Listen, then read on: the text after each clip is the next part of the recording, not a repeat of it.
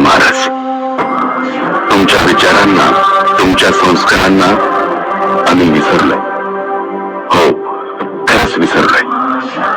अहो, ज्या चारित्र्य संपन्न राजाचा आदर्श आज जग घेतोय, त्याच तुमच्या महाराष्ट्रात लेकी बाळींवर दिवसा ढवळा अत्याचार होत आहेत.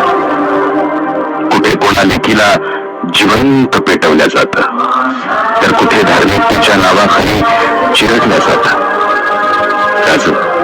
तुम्ही आयुष्यभर स्वराज्यातील प्रत्येक मायमाऊलींना तळहाताच्या फोडाप्रमाणे जपलात, पण आज त्याच लेकीला न्यायासाठी वनवन भटकावं लागतंय. का कशामुळे माहिती नाही.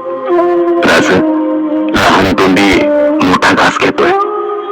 आता तुम्ही फक्त राजकारणापुरतं